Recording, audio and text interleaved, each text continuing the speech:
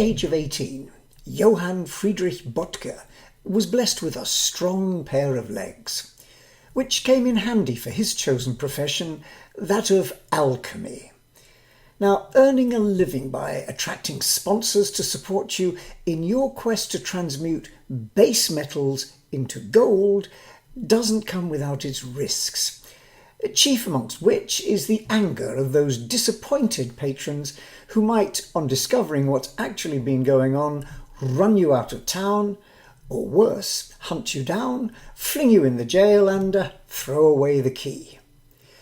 Which is why, in 1704, young Johann was running as fast as his legs would carry him, heading southeast along the banks of the River Elbe, away from some rather angry Berlin sponsors and towards the city of Dresden, hoping to find at least some peace and quiet and possibly a new patron.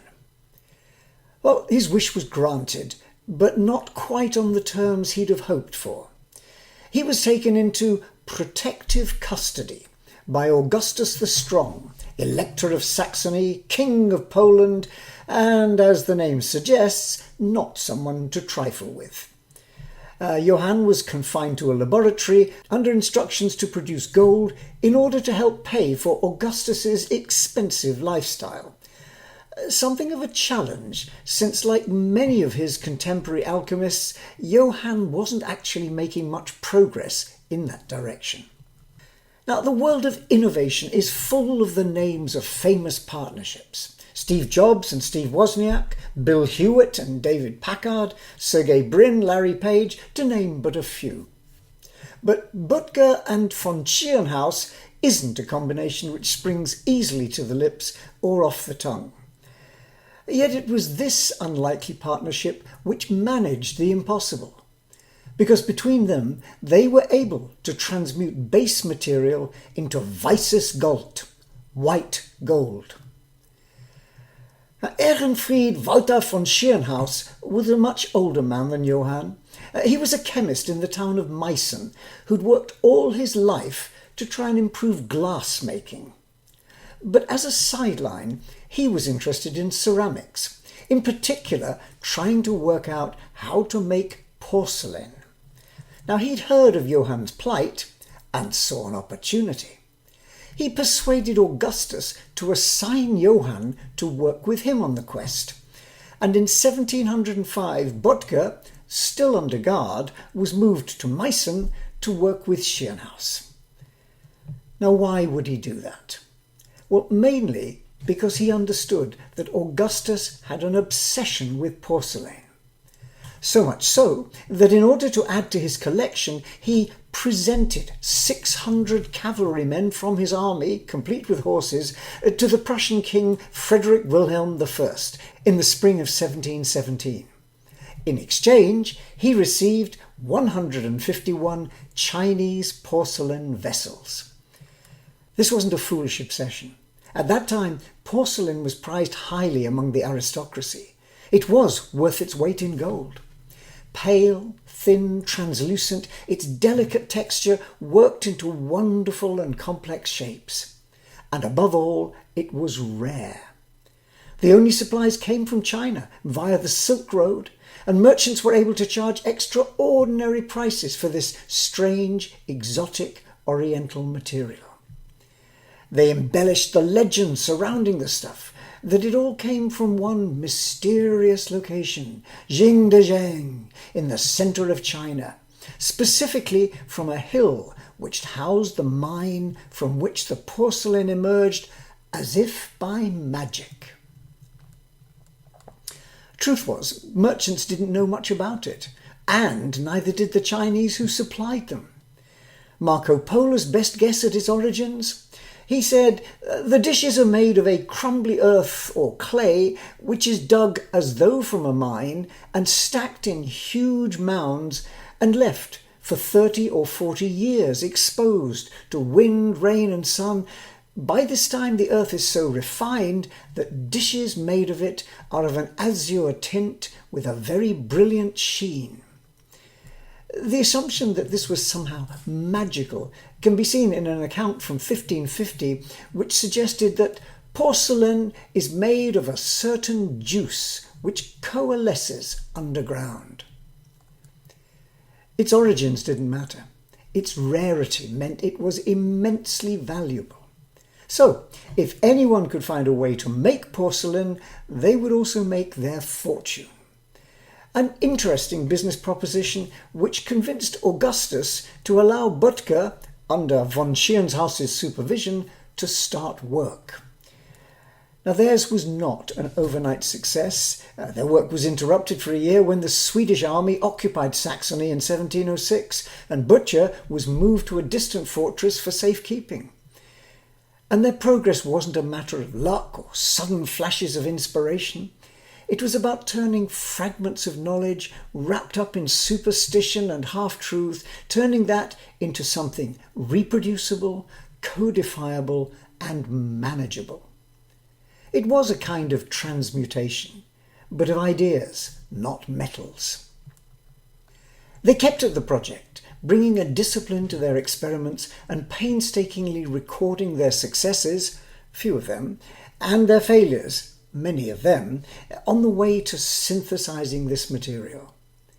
Von Schirnhaus died on October 11th, 1708 from dysentery, but he had the opportunity to see his life's work come to fruition, because that year they found a reliable and practical formula and developed a manufacturing process to convert handfuls of earth into white gold, porcelain. By 1709, Böttger's laboratories in the Albrechtsburg fortress in Meissen began producing batches of porcelain, and the first pieces went on sale at the Leipzig Easter Fair in 1710.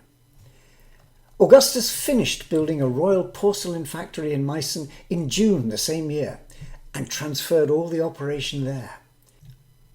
Their first products were red. There are in fact a few examples still around now, mostly known as Böttger stoneware. But soon Böttger's continued experimentation enabled him, in 1713, to make a pale white version, and then to use different coloured glazes to enable the creation of beautiful and functional porcelain china wares. Which is where another important piece of the puzzle comes in. Because rather than develop production on a large scale to make porcelain a commodity, Böttger, with Augustus's backing and using the profits from early sales, began to add design into the mix. He commissioned artists to create a range of exquisite artifacts, exploiting the potential of this new material and opening up a wealthy market niche to continue to fund his development work. Meissen porcelain figures were used to decorate the drawing rooms of great houses. Sculptures took pride of place in entrance halls, and even the most mundane business of eating and drinking became a pleasure when using beautifully crafted plates, cups, pots and jugs. What Böttger did was essentially create what these days we would call experience innovation. The Germans weren't alone. While the boys were busy in Meissen, beavering away at their version of porcelain, a French Jesuit father, Père d'Entrecol, was moonlighting as a spy, working in the porcelain factories of Jingdezhen in China. And in 1712, he published a detailed account of Chinese porcelain production. And pretty soon, there was a factory in France, at the city of St. Cloud, making soft-paste porcelain. This wasn't as strong as the Chinese or Meissen versions, but it found a market. The company grew into what became the Sèvres brand, which is still around today. Everybody wanted to be in on the act. In 1744, Elizabeth of Russia joined the club, signing an agreement to establish the first porcelain factory there. Dmitry Ivanovich Vinogradov carried out his own painstaking research, and by 1760 had helped the Imperial Porcelain Factory in St. Petersburg to become another major centre. Now, faced with the challenge of increasing imitation, Augustus's team set about differentiating themselves in other ways. They built a brand, building on the relationships they'd already made and the values that they and their products stood for: purity, exquisite design, high quality at a premium price. And to make sure they got the message across, they employed a trademark, the crossed swords of the Meissen brand, which can be still found on their wares today, 300 years later. European porcelain had arrived, and just in time to catch another wave of change which fueled its popularity and kept it a very profitable industry. In the early 18th century, the growing middle classes discovered the attraction of exotic drinks, tea, coffee and chocolate, and their popularity swept across the continent. It wasn't just the drinks themselves, it was the social experience which surrounded them. But it also drove a practical revolution in both drawing rooms and later coffee shops. A premium price drink needs a suitable vessel from which to drink it, not just a simple cup. And the trouble with using gold or silver or expensive metal cups from which to drink it is that it's not very practical. They get hot and they burn your lips. That's where fine china, exemplified by that thin, translucent porcelain, comes into its own. The perfect material from which to construct cups, pots, milk jugs, and all the other accoutrements of the tea or coffee service. Pretty soon, everybody wanted one. And just like today, when the advanced and expensive features in something like a motor car begin with the luxury product targeted at the wealthy customer and then trickle down to the mainstream mass market. So, porcelain moved from being a luxury item to one consumed on a far bigger scale.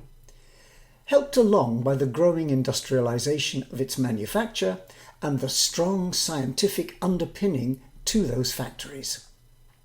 Now, open innovation isn't a new phenomenon. Innovation's always been about knowledge flows.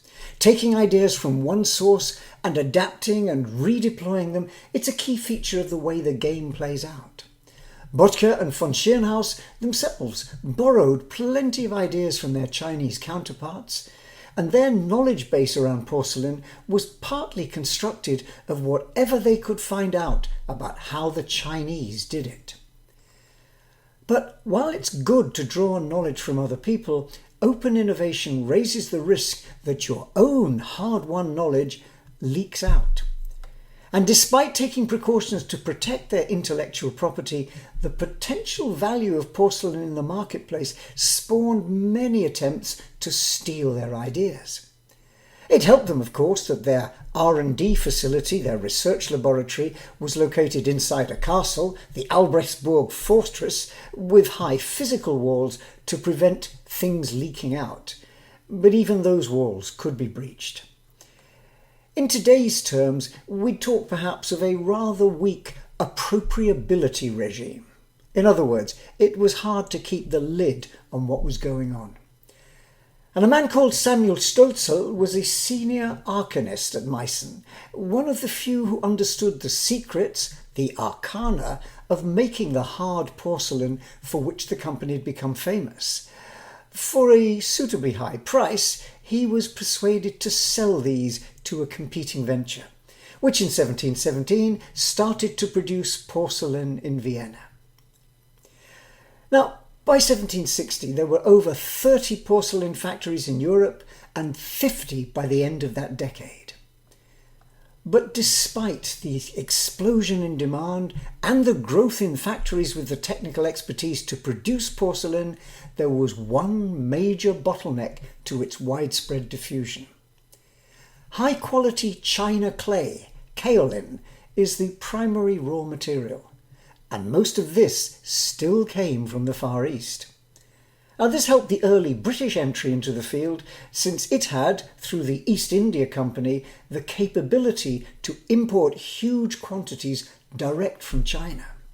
So in Britain, the first attempts at porcelain were made around 1742, demonstrated by Thomas Briand to the members of the Royal Society, using the French St. Cloud soft paste process. By 1749, Thomas Fry had experimented with adding bone ash to create a harder version, and that's something that became known as bone china. His patent was used by Josiah Spode to refine the process and begin the business which still bears his name. But the big breakthrough came through the efforts of one William Cookworthy, an apothecary who in his walks discovered huge deposits of china clay at Tregonning Hill in Cornwall. This material was known locally as moorstone, and Cookworthy found a way to separate the material using water to remove the impurities and let it settle out. And then he spent another 20 years developing his own recipe for making porcelain, which he successfully patented in 1768. He immediately established the Plymouth Porcelain Factory and began making fine china using kaolin and china stone to make the hard paste porcelain with a body composition similar to that of the Chinese porcelains of the early 18th century. And it wasn't long before big names like Wedgwood and Spode began producing their own versions of porcelain artifacts, exporting them all around the world. Now, the Cornish deposits were the largest known to the world, and by the middle of the 19th century, 65,000 tons of china clay were being mined every year in the St Austell area of Cornwall. 7,000 workers fed an industry. Tiny villages were quickly upgraded and developed to cater for this massively growing industry. One of the villages, a place called West Polmere, had a pre-china clay industry population of 9. It was thoroughly transformed, however, by the entrepreneur and landowner Charles Rashley.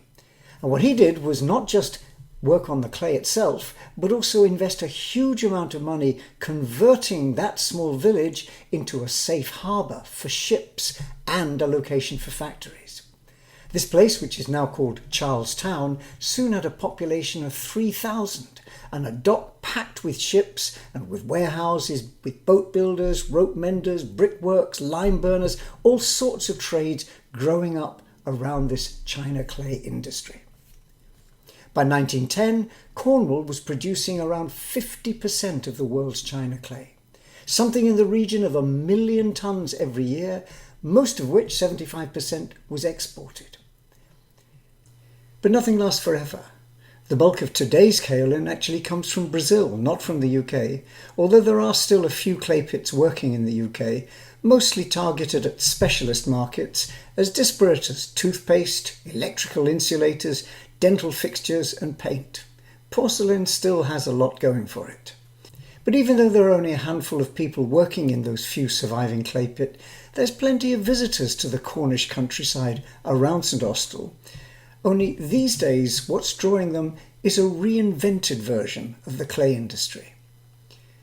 Back around the turn of that 20th century there wasn't much to encourage tourism, quite the reverse in fact.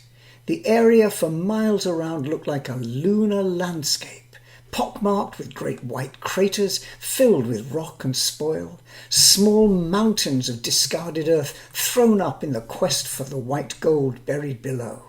Certainly not something you'd want to come and visit and take a look at. But a mixture of increasing regulation, which was forcing manufacturers to restore the land by careful landscaping, and Mother Nature throwing her shoulder to the wheel, has recreated a kind of green moorland once again. And in one such valley near to St Austell, a different kind of history is being celebrated. The Eden Project is now home to a series of giant biospheres, huge transparent domes which house a variety of different ecologies, showing off different environments from right across planet Earth and providing a rich educational experience. It's become a multi-award-winning tourist attraction, nestling in the landscape created by those gold diggers of a bygone age. Now, what does this story tell us about innovation? Perhaps the most significant lesson is success isn't a matter of luck.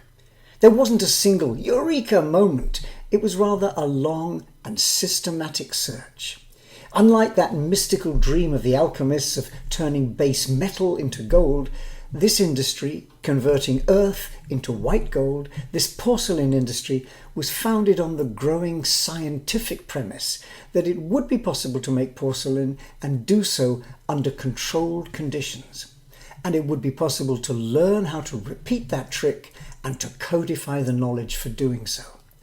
So in many ways, what Bottger and von Schirnhaus did was lay the foundations for the systematic industrial research and development which grew to underpin the great chemical industries of Europe in things like dyestuffs, fertilizers, soap, pharmaceuticals, and explosives.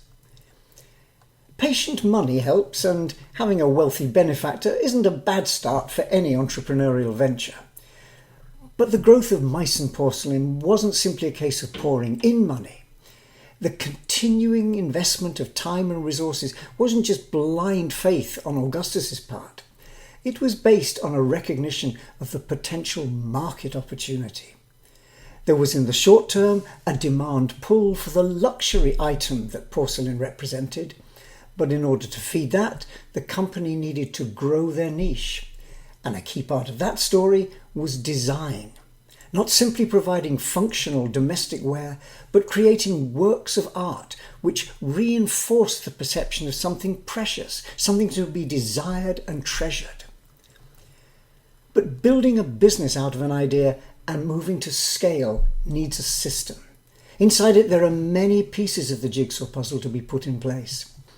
So as well as commissioning designers to imagine the products, the Meissen team also had to continue their hard work on the process technology to be able to manufacture them.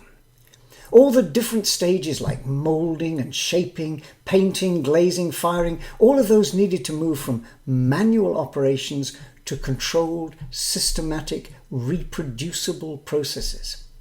And beyond that, there were challenges in scaling around procuring the raw materials of the right quality, especially the kaolin, and downstream the development of sales and distribution networks.